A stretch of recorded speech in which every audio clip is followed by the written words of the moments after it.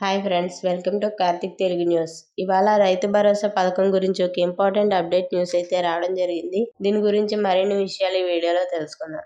దయచేసి ఈ వీడియోని ఎక్కడ స్కిప్ చేయకుండా చివరి వరకు చూడండి ఫ్రెండ్స్. అలాగే మా ఛానల్ సబ్స్క్రైబ్ చేసుకుని మాకైతే ఒక సపోర్ట్ అయితే ఇవ్వండి. వివరాల్లోకి వెళ్ళినట్లయితే, తెలంగాణలో వ్యవసాయ యోగ్యమైన ప్రతి ఎకరాకు రైతు భరోసా పథకం కింద ఏటా 12,000 రూపాయలు ఇవ్వాలని రాష్ట్ర మంత్రి మండలి నిర్ణయం తీసుకున్నట్లు ముఖ్యమంత్రి రేవంత్ రెడ్డి తెలిపారు. ఇక ఈ నెల 26వ తేదీన గణతంత్ర దినోత్సవం నుంచి దీన్ని అమలు చేస్తామన్నారు.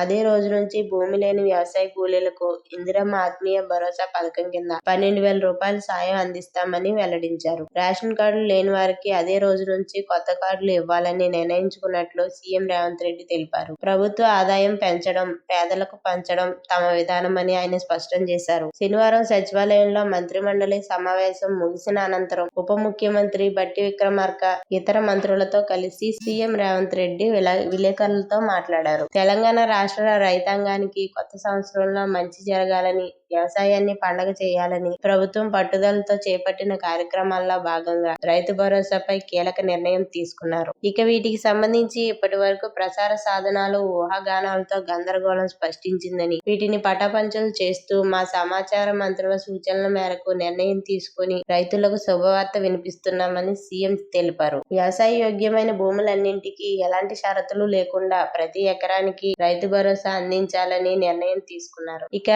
గత ప్రభుత్వం రైతు బంధు 10,000 రూపాయలు ఇస్తే, మేం ప్రజాపాలనలో రైతులకు ఇచ్చిన హామీ మేరకు 2,000 రూపాయలు పెంచి అందరికీ 12,000 రూపాయలు ఇవ్వాలని నిర్ణయించుకున్నామని సీఎం రేవంత్ రెడ్డి వెల్లడించారు. ఇక భూములున్న వారికి రైతు భరోసా వస్తుందని, తండాలు గూడెల్లో వ్యవసాయ రైతు కుటుంబాలకు భూమి లేకపోవడంతో శాపం కాగా, వారిని ఆదుకోకపోవడం శాపం అవుతుంది. నేను ఉప ముఖ్యమంత్రి బట్టి విక్రమార్క పర్యటనలకు వెళ్లినప్పుడు ఈ విషయాన్ని మా దృష్టికి తెచ్చారు అని సీఎం తెలిపారు. వారు మనలో భాగమేనని గుర్తించి భూమి లేని వ్యవసాయ కూలీ కుటుంబాలకు ఏడాదికి 12,000 రూపాయలు ఆర్థిక సాయం అందించాలని నిర్ణయం తీసుకున్నామని చెప్పారు. ఈ పథకానికి ఇందిరమ్మ ఆత్మీయ భరోసా పథకంగా నామకరణం చేస్తున్నారు. చాలా ఏళ్లుగా రాష్ట్రంలో రేషన్ కార్డుల సమస్య ఉంది. ఇప్పటి వరకు రేషన్ కార్డులు లేని వారికి కొత్తగా ఇవ్వాలని నిర్ణయించారు. ఈ పథకాలు ఈ నెల 26 నుంచి ప్రారంభం అవుతాయని సీఎం రేవంత్ రెడ్డి వెల్లడించారు. సో ఫ్రెండ్స్, ఇది update news. Thank you friends. Thanks for watching this video.